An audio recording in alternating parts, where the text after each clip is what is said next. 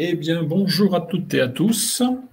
Nous allons commencer cette présentation qui concerne l'obligation d'emploi des travailleurs handicapés dans quelques instants.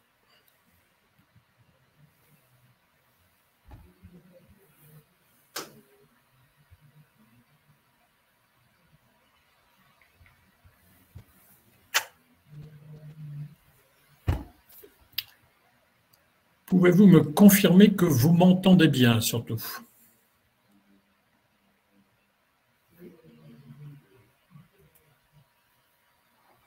Très bien, parfait. Eh bien, c'est bien, nous allons pouvoir donc passer ces quelques instants ensemble pour voir toute la partie donc de la déclaration d'emploi des travailleurs handicapés. Comme vous est indiqué sur l'écran, vous pouvez m'entendre soit par l'intermédiaire de l'ordinateur, votre ordinateur avec son dispositif audio, soit par le téléphone au numéro que l'on vous a communiqué, qu'on vous rappelle ici au niveau de l'écran.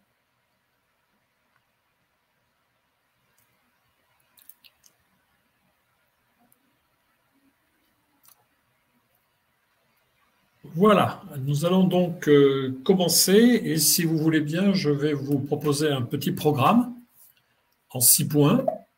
Tout d'abord, vous rappeler le cadre légal de cette obligation d'emploi. Ensuite, nous aborderons le calcul des effectifs, comment est calculé et comment surtout vous est communiquée cette information. On continuera par le calcul proprement dit de la contribution annuelle pour l'année 2021 et on verra comment on fait cette déclaration OETH dans la DSN puisque c'est l'outil qui a été choisi depuis maintenant l'année dernière pour pouvoir transmettre vos informations.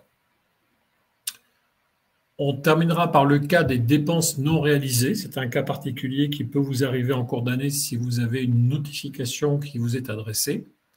Et enfin, on fera un dernier point sur la documentation disponible au niveau des organismes ou des structures qui vous la proposent. Alors c'est parti. On va déjà effectivement voir le cadre légal. Je vous précise que le support que j'utilise pour cette présentation vous sera transmis et nous mettrons à votre disposition aussi un espace dans lequel tous les documents que je fais référence seront aussi disponibles.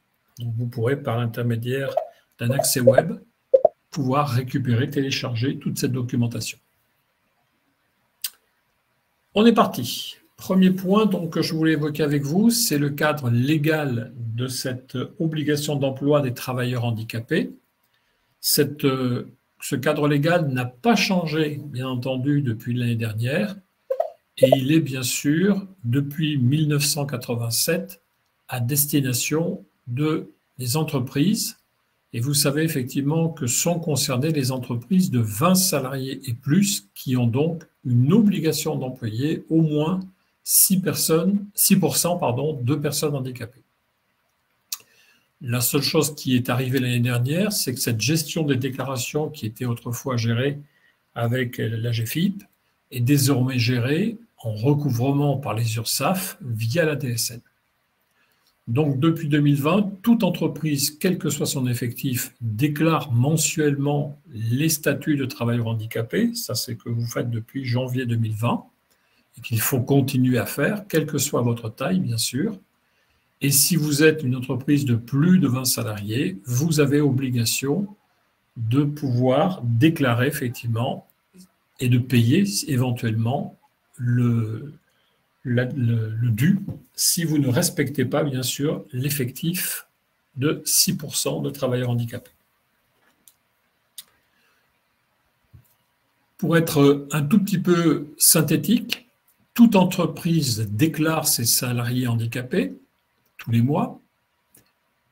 On considère que toute entreprise de 20 salariés et plus depuis au moins 5 ans, puisque si vous êtes en phase de croissance, il y a une tolérance pendant 5 ans, est considérée comme étant assujettie. Et ensuite, on a effectivement un cercle plus réduit des entreprises redevables de cette contribution. Ce sont celles qui ont donc plus de 20 salariés, qui n'ont pas d'accord agréé et qui ont un taux d'emploi de travailleurs handicapés inférieur à 6%.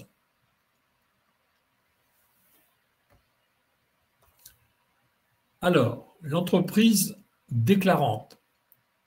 La déclaration du statut de travailleur handicapé, je vous le rappelle, se fait tous les mois via la DSN.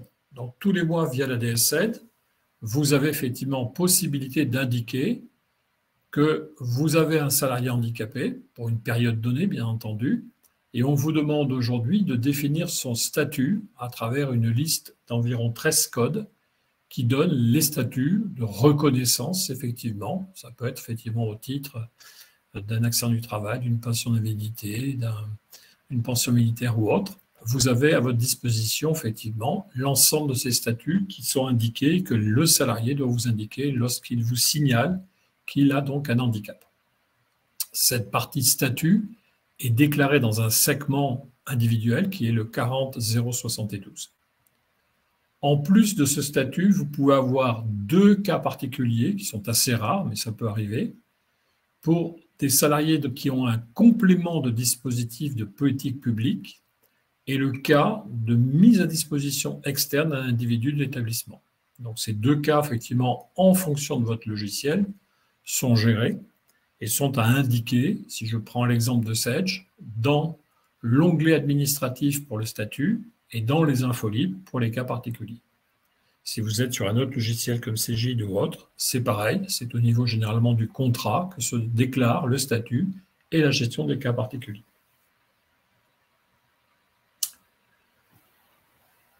Vous avez ensuite, bien sûr, la déclaration annuelle pour cette année 2022. Vous avez donc, depuis le 15 mars, votre URSSAF ou votre MSA qui vous a mis à disposition une information importante sur les effectifs de travailleurs handicapés présents dans votre entreprise, bien sûr, si vous avez 20 salariés ou plus. Vous le retrouvez dans un tableau synthétique, mais vous le retrouvez aussi sur une notification qui peut être effectivement dans votre messagerie interne au niveau du compte URSSAF, ou bien vous avez reçu un courrier, ou bien vous avez reçu un mail, peu importe la méthode que l'on vous a donnée pour communiquer l'information, mais vous aurez effectivement cette information, ou vous avez eu cette information depuis le 15 mars. Pour rappel, cette contribution annuelle sera déclarée et à verser, bien sûr, sur la DSN d'avril, donc celle de ce mois-ci, que vous devez produire au plus tard le 5 mai ou le 16 mai, selon votre habitude de déclaration. Alors, ce calcul des effectifs, il ne vous est pas fait, vous n'avez pas besoin de le faire. Il est proposé automatiquement, il vous est transmis par soit l'URSSAF, soit la MSA, et vous avez un effectif qui est compté en moyenne annuelle. Donc on appelle ça les effectifs moyens annuels, les EMA, et ces effectifs, effectivement, sont donc calculés par défaut en fonction de ce que vous avez déclaré tous les mois au niveau de la DSN. Donc au niveau de la DSN, il y a donc effectivement une information qui est reprise, qui est compilée par votre organisme principal et qui vous notifie effectivement l'effectif d'assujettissement, le nombre de travailleurs handicapés devant être employés, votre effectif de travailleurs handicapés interne à l'entreprise, ceux qui ont été donc déclarés par leur statut, et enfin, l'effectif des salariés qui relèvent d'un emploi exigeant des conditions d'aptitude particulières, ce qu'on appelle les ECAP. Tout ça, si vous voulez avoir le détail du calcul, il y a sur le site de l'URSSAF, et on a le lien ici, un document qui explique comment est calculé effectivement en moyenne annuelle, avec les coûts des entrées-sorties, et les proratisations liées au temps partiel, les effectifs effectivement qui sont retenus par votre organisme principal. Voici un exemple de ce que l'on peut avoir comme notification là par l'URSSAF, avec un mail ou un courrier ou un message dans sa boîte interne au niveau de l'URSSAF. Vous avez ici un exemple où on indique une société qui a un effectif moyen de 38,9 salariés, qui a aucun bénéficiaire d'emploi de travailleurs handicapés, il n'y en a pas, donc pas travailleurs handicapés, 0. Il n'y a pas non plus d'ECAP, 0. Eh bien, si cette entreprise n'a pas de cas particulier, elle devra être soumise à 38,9 que multiplie 6%, ça fait effectivement arrondi à l'entier inférieur 2 salariés qui auraient dû être employés en tant qu'handicapés. De ce fait, cette entreprise devra payer, s'il n'y a pas de cas particulier, une contribution pour répondre à l'obligation légale. Ce document, vous l'avez donc tous eu ou reçu. Vérifiez bien, soit dans un mail, soit par un courrier, soit par un message qui est laissé sur votre boîte interne sur le site de l'URSSAF. Des petits détails sur les modalités de calcul. Je vous ai dit que ce niveau d'obligation d'emploi est toujours exprimé en nombre de travailleurs à employer. Donc, on prend ce qu'on appelle l'effectif moyen annuel, qu'on multiplie par 6%, et on l'arrondit à l'entier inférieur. C'est le texte de loi qui le prévoit ainsi. Donc, si vous avez un calcul qui vous donne 2,48, ça fait arrondi à l'entier inférieur 2 salariés tout court. Deuxième information importante, c'est que la présence d'un salarié handicapé qui rentre ou qui sort en cours d'année est calculée au prorata du nombre de jours indiqués dans la DSN. Dans la DSN, vous avez donc les périodes d'emploi qui sont transmises. Et donc, pour les travailleurs handicapés, on proratise, l'URSSAF ou la MSA proratise en nombre de jours. On a aussi un troisième cas qui est celui des travailleurs handicapés de 50 ans et plus. Ceux-ci bénéficient d'une pondération de 1,5. C'est un calcul qui est directement réalisé par l'URSSAF. Donc, si vous n'arrivez pas à retrouver le calcul de l'URSSAF, il est possible que ce soit dû simplement à cette pondération parce que vous avez un travailleur handicapé de 50 ans ou plus. Autre point d'attention, et celui-là, il est vraiment très important, c'est quand on parle d'effectif total des travailleurs handicapés dans votre entreprise, il faut que vous additionnez les travailleurs handicapés dits internes, ce sont ceux qui vous sont fournis par l'URSSAF ou la MSA, et les travailleurs handicapés externes, si vous avez des travailleurs handicapés externes qui sont mis à disposition par des entreprises de travail temporaire ou des groupements d'employeurs. Donc attention à cette notion d'effectif total de travailleurs handicapés. Si vous avez des travailleurs handicapés externes, il faut effectivement les additionner pour reconstituer votre effectif total. Et enfin, si l'entreprise franchit pour la première fois le seuil des 20 salariés en 2021, elle n'a pas de déclaration EETH à effectuer pendant 5 ans, puisqu'il y a un régime transitoire, un régime dérogatoire. Donc 5 ans, ça va porter effectivement cette dérogation jusqu'en 2026. C'est la même chose pour une entreprise qui se crée et qui dépasse pour la première fois donc les 20 salariés. Il y a une dérogation pour 3 ans. Alors, on va parler maintenant de ce fameux calcul. Comment fait-on ce calcul de cette fameuse contribution annuelle si on y est soumis? Alors, premier élément, si votre entreprise respecte l'obligation d'emploi, vous n'avez rien à payer, bien entendu. Donc, il n'y a aucun problème, il n'y a pas de contribution.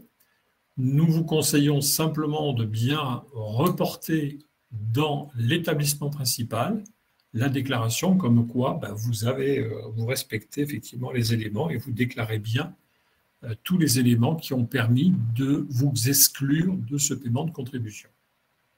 Il vaut mieux quand même déclarer avec tous les éléments pour indiquer que vous êtes bien exonéré de cette contribution. Si par contre vous ne respectez pas l'obligation d'emploi, les fameux donc 6% de l'effectif moyen total annuel, eh bien vous allez devoir effectivement payer une contribution à condition que vous n'ayez pas de déduction ou d'accord agréé ou que la totalité de vos déductions n'annule pas le montant de votre contribution. Il y a encore des cas de réduction de cette contribution qu'on va aborder juste après. Pour calculer effectivement cette contribution, nous vous recommandons d'utiliser effectivement un simulateur, ce qui permet d'aller beaucoup plus vite et d'avoir surtout une trace. Et on va jeter un petit coup d'œil sur cette mécanique du simulateur. Juste avant, je vais vous rappeler effectivement les règles de calcul de cette contribution annuelle. On va vous demander effectivement de pouvoir indiquer les informations suivantes, puisque ce calcul se fait en 3 étapes. Il faut calculer une première fois la contribution brute avant déduction, Il faut ensuite, en fonction de certaines déductions que vous pouvez faire, calculer une contribution nette. Sur cette contribution nette, vous pouvez ensuite faire de l'écrêtement. On verra qu'il y a une période transitoire sur laquelle vous pouvez donc diminuer cette contribution si elle augmente fortement. Et à partir de là, vous aurez le calcul d'une contribution après écrêtement. Et si vous n'avez pas d'accord agréé, vous aurez donc un montant réellement dû qu'on vous demande donc d'indiquer et ensuite, bien sûr, de régler s'il est positif. Donc, ce calcul en 3 étapes, on va le détailler et vous allez voir qu'il nécessite un simulateur de manière à pouvoir ne rien oublier dans la mécanique de calcul. On va l'expliquer, cette logique de calcul. Première chose, c'est le calcul de cette fameuse contribution brute. Donc, cette contribution brute, elle répond à une formule de calcul que vous avez à l'écran, qui est donc le nombre de salariés, de bénéficiaires de cette obligation d'emploi manquant. Cet nombre de manquants, on le définit par l'obligation d'emploi, le nombre de personnes que vous devriez employer, moins l'effectif moyen annuel de vos salariés présents en totalité, ou externes ou internes, en totalité pour votre entreprise. Donc, s'il nous manque effectivement 3 personnes au niveau effectivement de ce nombre de salariés handicapés, on va prendre ces 3 personnes, on va le multiplier par le SMIC horaire brut et on va le multiplier à nouveau par un coefficient multiplicateur fonction de la taille de votre entreprise. Et à partir de là, nous obtiendrons une contribution brute arrondie à 2 décimales qui sera donc la contribution brute qu'il faudra donc déjà déclarer au niveau de la DSN. Vous avez à l'écran les mécanismes qui concernent le coefficient multiplicateur, 400 fois, 500 fois, 600 fois, en fonction de la taille d'entreprise. Et vous avez des cas particuliers qui vous sont expliqués, notamment si vous avez effectivement, notamment des travailleurs handicapés pour lesquels effectivement il y a eu des spécificités. Vous le verrez effectivement en fonction notamment de ce qui est écrit sur les contrats et sur les plans d'accord agréés. Ça, c'est la première partie, donc calcul de la contribution brute. À partir de cette contribution brute, alors juste un petit détail important, c'est vrai, je ne vous l'ai pas dit, le SMIC horaire brut que l'on prend en compte, c'est le SMIC horaire brut au 31 décembre de l'année. Donc en l'occurrence ici pour le 2021, le SMIC horaire brut qui a été effectivement arrêté au 31 décembre, puisqu'il avait été changé en cours d'année, c'est celui de 10,48. 10,48 étant le salaire brut que l'on avait, le salaire SMIC brut que l'on avait effectivement au 31 décembre 2021. On va faire un petit exemple. Si je veux calculer cette contribution brute pour une entreprise de 55 salariés en EMA, qui a 1,38 salariés handicapés, donc ce qu'on appelle l'EMA BOTH, eh bien, ça fait donc une obligation de 55 fois 6, ça ferait normalement 3,3 salariés à avoir pour répondre à l'obligation légale. Arrondi à l'unité inférieure, ça fait plus que 3. Et si on fait donc 3 salariés moins 1,38, qui est déjà effectivement présent dans l'effectif de l'entreprise, que multiplie 10,48 la valeur du SMIC, et que multiplie le coefficient multiplicateur de 400, puisque 400, c'est une entreprise ici qui est inférieure au niveau tranche, à la tranche des 250, puisque c'est la tranche qui va jusqu'à 250, eh bien, on va trouver effectivement que la contribution sera de 3 moins 1,38 fois 10,48 fois 400. Ça fait donc 6 791,04 comme étant une contribution brute. Cette contribution brute, on va pouvoir ensuite la diminuer par des jeux de déduction et des jeux d'écrêtement. Je vais vous parler des déductions et des dépenses déductibles. Il y a toute une série de déductions et de dépenses déductibles qui sont toujours en vigueur et qui sont en vigueur pour certaines jusqu'au 31 décembre 2024. Donc, vous pouvez effectivement, selon effectivement la situation de votre entreprise, et si vous avez fait des dépenses de fourniture, de sous-traitance, de prestation de services, etc., tout un ensemble de travaux, par exemple, que vous avez pu faire, eh bien, peut être déduit du coût de votre contribution brute. Donc, vous avez ici la liste de tous ces éléments-là. Et lorsque vous utilisez un simulateur, vous verrez que vous pourrez déduire certains éléments avec des coefficients, notamment des sécurités qui sont mises dans le simulateur pour pouvoir calculer correctement l'ensemble de ces déductions et de ces dépenses déductibles. Tout ça doit nous amener à calculer une contribution après déduction et après enlèvement des dépenses. À partir de cette contribution après déduction, vous pouvez encore bénéficier de mesures transitoires. C'est ce qu'on appelle donc l'écrêtement. Vous pouvez donc, entre le 1er janvier de l'année dernière et le 31 décembre 2024, avoir une modulation de votre contribution annuelle. Et cette modulation, elle porte son effet si votre contribution a augmenté depuis l'année dernière. Elle permet donc de limiter les hausses éventuelles de contribution. Donc, au titre de l'année dernière, c'était des réductions qui étaient en tranches. À partir de cette année, pour 2021 jusqu'en 2024, c'est des pourcentages fixes et l'abattement que vous pouvez pratiquer à partir de 2021 est de 80% de la différence que vous avez entre le calcul de l'année dernière et le calcul de cette année. Donc là aussi, les simulateurs permettent de pouvoir prendre en compte si vous avez effectivement une augmentation de cette contribution depuis l'année dernière, une réduction de 80% de la différence. Pour réaliser tout ça, pour bien réaliser un calcul complet, je vous conseille très fermement d'utiliser le seul simulateur qui est vraiment agréé, qui est mis à jour et qui est vraiment complet, c'est celui de l'AGFIP. Donc l'AGFIP, effectivement, est l'association qui permet de gérer, bien sûr, tout ce qui est lié à l'emploi des travailleurs handicapés, mais ils ont surtout vocation à vous fournir un outil de simulation, et même le site de l'URSSAF ou la MSA vous renvoie vers ce site qu'il faut connaître, donc, qui est donc AGFIP, employeur simulateur DOTH, qui permet donc de pouvoir à la fois calculer et surtout mémoriser votre calcul s'il y avait contestation ou autre. Ce simulateur, je vais vous le présenter. Quand vous allez donc sur le site de votre déclaration AGFIP, le voici, vous arrivez sur cette page. Donc c'est bien sûr la contribution sur l'année 2021 qui vous intéresse.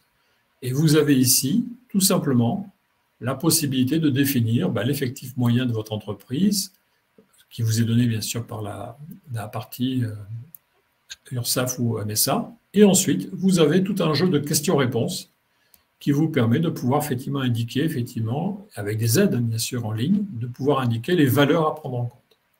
Et au fur et à mesure des informations que vous allez rentrer, au fur et à mesure, sur le côté droit, vous allez avoir votre calcul de contribution qui va se faire, que vous pouvez donc ensuite enregistrer ou imprimer.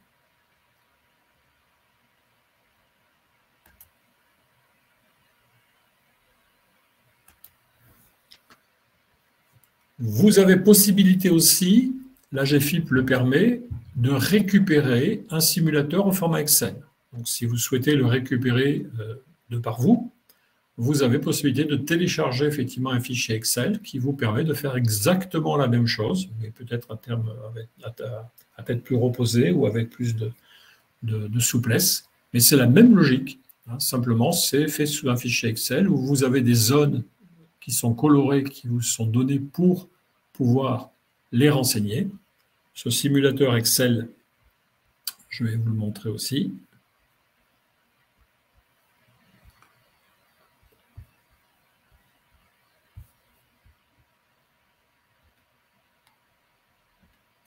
Le voici.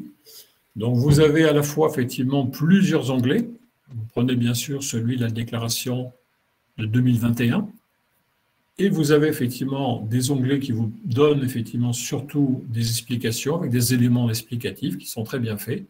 Et si vous descendez au fur et à mesure pour renseigner les différents éléments, vous allez retrouver, bien sûr, à la fin, le montant de votre contribution.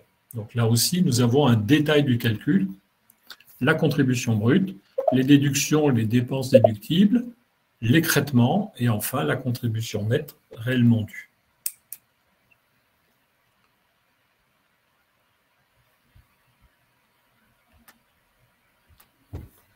Vous avez aussi la possibilité d'utiliser d'autres outils.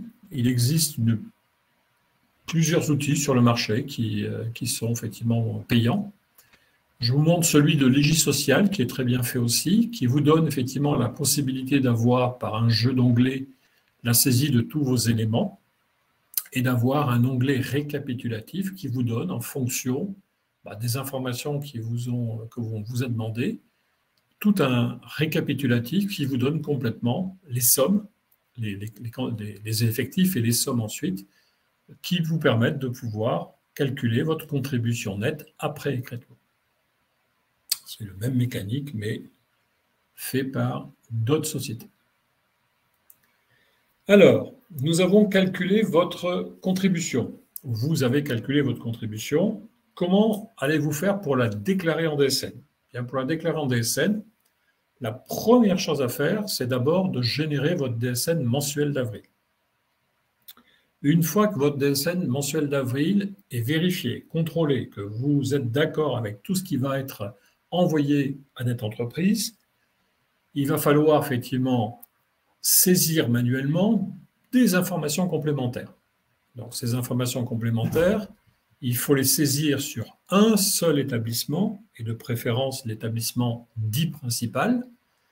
Pourquoi? Parce que la contribution, bien sûr, n'est due que pour une société, mais comme la DSN est une déclaration par établissement, il ne faut le regrouper que sur un seul établissement, et généralement, on utilise l'établissement principal.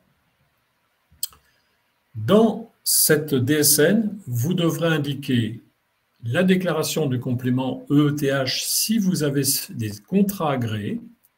On va voir ce que c'est. Vous allez pouvoir déclarer les déductions, les dépenses déductibles, et vous allez pouvoir déclarer les contributions annuelles des EETH. Ça, je vous conseille de le faire, même si vous n'êtes pas contribuable. Si vous n'avez pas effectivement de choses à verser, il vaut mieux que vous indiquiez les contributions. Comme ça, effectivement, c'est clair et qu'il n'y a pas de risque que l'on vienne vous réclamer ensuite quelque chose. Vous aurez bien sûr à indiquer, si vous avez un montant à payer, une modification du bordereau de cotisation et du bordereau de versement URSSAF ou MSA, si vous avez donc des sommes dues. Alors, comment ça marche? Là, je vais vous montrer avec un exemple sur le logiciel SagePay, mais ça marche aussi avec les autres produits, que ce soit Cegid ou autre. C'est la même mécanique. Premièrement, si votre entreprise a signé des contrats agréés, un ou plusieurs, vous devez indiquer effectivement dans la partie qui est le G0013, c'est-à-dire la partie liée au déclaratif de la société, l'accord ou les accords agréés. Il y a toute une liste effectivement qui est indiquée, qui vous est proposée.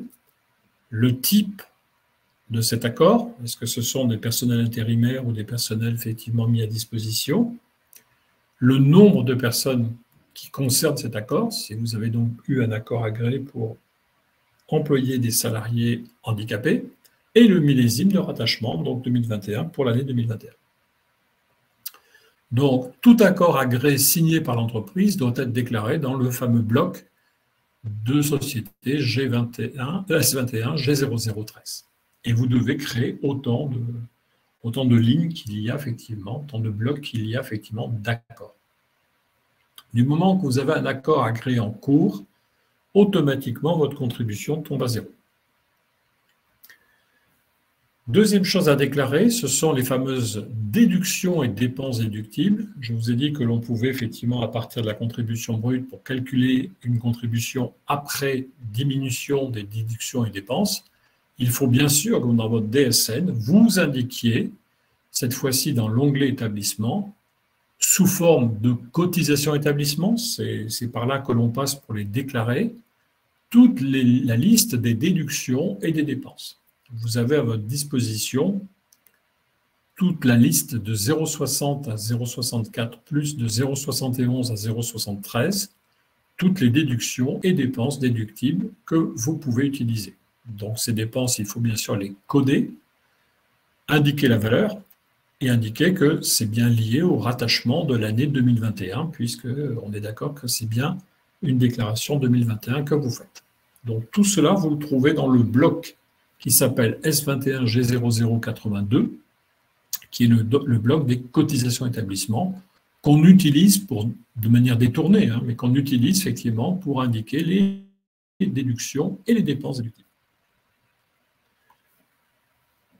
Troisième élément, eh bien, une fois que vous aurez donc indiqué ces deux éléments précédents, tout ce qui est contrat agréé et tout ce qui est déduction et dépenses déductibles, vous aurez à déclarer dans la cotisation établissement aussi, on utilise ce même vecteur, les 4 niveaux de contribution que vous avez calculés.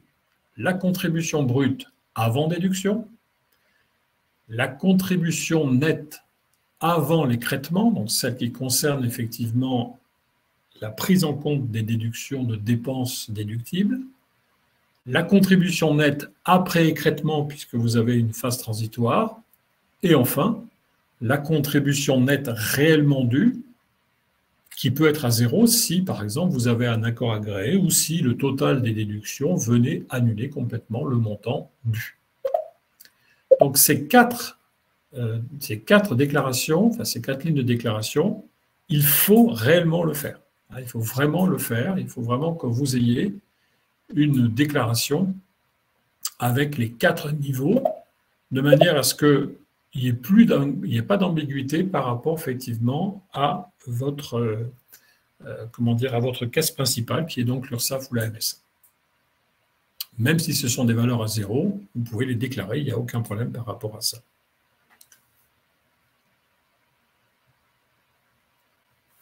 Une fois que vous aurez donc effectivement indiqué ces 4 montants, il faut rajouter une ligne de déclaration de cotisation agrégée pour le segment URSSAF ou MSA.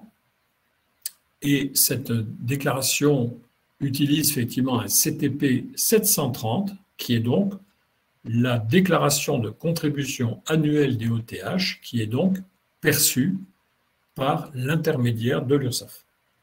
Donc sur l'URSSAF, on rajoute une ligne de cotisation spécifique, qui est par exemple ici dans mon exemple de 9 520 €.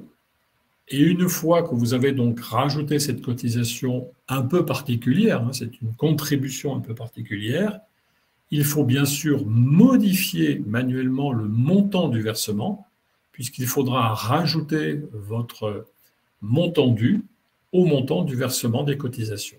Donc la contribution des OTH vient se rajouter par-dessus, et il faut le faire manuellement, modifiez-le manuellement, aux cotisations réellement dues pour le mois d'avril. Donc, je donne un exemple ici. Si par exemple, j'avais un total de cotisations sur le mois d'avril de 32 098 €, ça ce sont les cotisations URSSAF habituelles. Si j'ai ajouté ma ligne des OTH de 9 520 € de dû, eh bien ça me fait un total de 41 618 que je vais donc modifier au niveau du paiement que je vais être obligé de faire au niveau de l'URSSAF. Donc attention à ça, si vous rajoutez une cotisation due, un montant dû, supérieur bien sûr à 0, il faut modifier le versement que vous allez faire auprès de l'URSSAF. Ça se modifie donc dans les segments G0023 et G0022 pour la partie du paiement. Ce paiement, vous le retrouvez aussi dans le versement proprement dit. Si vous versez effectivement par l'intermédiaire d'un télérèglement, d'un prélèvement CEPA, eh bien sûr, il faut que vous intégriez ce coût, ce montant du versement, avec plus ou moins les régularisations. Si entre deux, vous avez aussi des régularisations qui dataient de mois antérieurs. Donc attention, le versement que vous faites dans la partie S21G0020, c'est bien la partie effectivement qu'il faut modifier pour que le versement corresponde au total de vos cotisations plus contributions. Dernier petit point qui est indépendant, c'est le cas des dépenses non réalisées. C'est-à-dire, en clair, vous avez effectivement eu un accord agréé, puis vous avez en cours d'année pas pu faire toutes les dépenses qui étaient prévues par cet accord, et vous pouvez recevoir, en fin de contrat, de validité d'un contrat agréé, une notification du ministère du Travail. Donc ça, c'est plus officiel. Et vous avez à ce moment-là une notification qui vous dit, puisque vous n'avez pas pu faire tous ces travaux, ou une partie des travaux, une partie des dépenses, vous devez effectivement à ce moment-là régulariser la dépense non réalisée. Donc ça, c'est un cas un peu exceptionnel qui peut arriver n'importe quand dans l'année. C'est simplement le fait qu'on va vous demander de régulariser. Donc en l'occurrence ici, dans l'exemple que je vous ai donné, on a 4 190 € qui est donc des dépenses non réalisées et on vous demande de pouvoir effectivement faire une régularisation. Eh bien, vous allez la faire sous forme d'une cotisation établissement avec le code 069. Donc, ce sont un code bien particulier qui sont les dépenses ETH prévues mais non réalisées. Et vous allez pouvoir ensuite indiquer dans votre déclaration URSSAF une ligne particulière qui est la ligne CTP 740, c'est-à-dire une déclaration d'un accord de dépenses non effectué. Et comme vous ne l'avez pas effectué, vous êtes donc tributaire de la payer et donc de la rajouter au montant de la cotisation et du versement. Donc imaginons que je sois sur le mois de juin, que je reçois effectivement une notification du ministère du Travail, eh bien je serai obligé de régulariser ces 4 190 sous forme d'un paiement complémentaire, donc ajouté sur ma déclaration URSSAF. Donc c'est un cas particulier, mais je tenais à vous l'indiquer, qui est en dehors de ce que je vous ai parlé tout à l'heure. Je vous parlais de documentation pour finir. Alors, il y en a beaucoup. Il y a notamment, et vous aurez ces documentations sur le lien qu'on va vous envoyer, il y a un guide qui est très, très important, qui a été revu d'ailleurs le 14 mars dernier, qui est celui du guide de l'EOTH. Donc, le guide de l'EOTH, c'est un document qui est fait pour l'URSSAF. Il a aussi son petit frère pour la MSA, qui date aussi du mois de mars, et qui vous donne effectivement toutes les indications, tous les cas particuliers, tous les éléments à connaître, qui sont les éléments légaux, et vous pouvez vous y référer. Comme c'est un fichier PDF, on peut faire facilement une recherche dessus, c'est très pratique, et vous pouvez rechercher en fonction de tel ou tel critère, si vous êtes dans le bon ou pas dans le bon. Je vous ai parlé du calcul des effectifs, et il y a donc là aussi un lien, il y a un document qui vous est mis à disposition qui est les règles de calcul des effectifs tels que le pratique l'URSSAF ou la MSA selon les textes légaux en vigueur. Vous avez aussi sur l'AGFIP, je vous ai parlé effectivement du simulateur, et vous avez surtout une page, une série de pages d'ailleurs, qui vous donne tout ce que vous pouvez connaître sur l'obligation d'emploi des travailleurs handicapés. Donc là, c'est beaucoup plus large, parce que c'est vraiment, vraiment important. Et enfin, vous avez sur NetEntreprise des fiches techniques qui sont des fiches EETH. Donc, je vous ai remis ici les numéros de ces fiches, puisque chaque fiche permet de traiter un thème bien particulier. Donc, si vous allez sur le site NetEntreprise et que vous faites une recherche avec ce numéro de fiche, vous allez pouvoir retrouver, je vais vous montrer un exemple.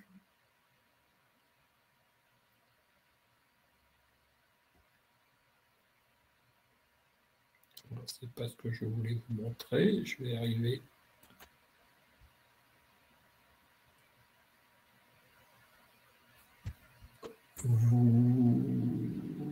Voilà. Voilà un exemple de fiche. Ça, c'est la fiche numéro 2128, qui sont les modalités déclaratives des salariés internes de l'entreprise. Eh bien, vous avez toute une explication, tout un détail qui est celui donné par notre entreprise, qui vous donne, avec les rappels de la réglementation, des articles de la réglementation, comment, effectivement, vous devez effectivement traiter tel ou tel point. Donc, ces fiches sont très intéressantes. Elles sont regroupées ici. Donc, vous avez ici tout le détail, les numéros de ces fiches, notamment si vous avez des cas particuliers. Je pense à des cas particuliers comme des corrections d'effectifs ou comme des cas de déduction ou des cas d'effectifs externes, etc. Comment procéder. Il y a énormément d'informations dans ces fiches qui ont un aspect très pratique, très pédagogique. Et ça permet de pouvoir traiter des cas vraiment très, très spécifiques qui ne sont pas forcément décrits dans les documentations de guides dont je vous parlais tout à l'heure. Voilà, je vais essayer de répondre à quelques questions, peut-être pas forcément à tout, parce que je ne suis pas toute la science infuse, mais je vais essayer effectivement de pouvoir répondre à quelques questions. Alors, j'essaie de répondre un tout petit peu à quelques questions, si vous le voulez bien. Donnez-moi juste le temps de les relire dans le bon sens. Alors, toutes les références réglementaires, etc., vous les retrouverez dans les guides. Dans les guides que je vous ai indiqués, vous aurez effectivement, vous verrez, toutes les références effectivement légales. Je vous conseille, si vous êtes une entreprise de 20 salariés ou plus, à faire la déclaration. Vous êtes considéré comme une entreprise assujettie. Donc, si vous êtes une entreprise de 20 salariés et plus, vous devez faire une déclaration, notamment les 4 lignes dont je vous parlais tout à l'heure, déclaration de contribution brute, contribution après déduction, contribution après écrêtement et contribution due. C'est les 4 lignes dont je vous parlais tout à l'heure. Alors, pour ce qui est des déductions, reportez-vous au simulateur qui vous indique exactement ce que vous pouvez mettre ou ne pas mettre comme déduction ou comme dépense. Et vous avez automatiquement des seuils, notamment les seuils comme 10% de la contribution brute, etc., qui sont automatiquement calculés par le simulateur. Donc, prenez et utilisez soit le simulateur en ligne, soit le simulateur effectivement Excel pour le faire.